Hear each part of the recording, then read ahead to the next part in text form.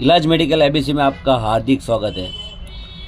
और हम जो आपको बताने जा रहे हैं उस खांसी की सिरप के बारे में, जो एमरोडिल एस सिरप है उसके बारे में हम आपको बताने जा रहे हैं।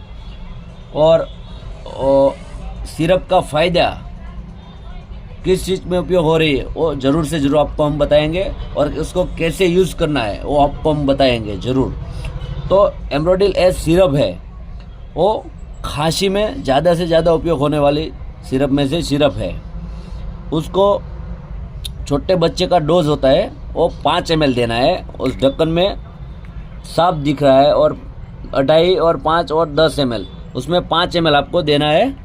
और इसकी MRP है क्या मनोज भाई? उसकी MRP है 36 रुपया 15 पैसा, 36 रुपया 15 रुपया है 15 पैसा।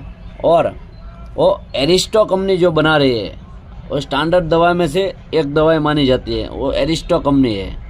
वो आपको ख़रीदना है, हर मेडिकल शॉप में ये उपलब्ध होगी। और ज़्यादा से ज़्यादा खांसी आए तो वो 2 या 3 टाइम आप दे सकते हैं। तो आपने हमारा इलाज मेडिकल का पेज अभी तक फॉलो नहीं किया है तो प्लीज़ हमारा ये इंस्टाग्राम और यूट्यूब चैनल को फॉलो कीजिए, फॉलो करो, सब्सक्राइब करो। सब्सक्राइब करो। ओके।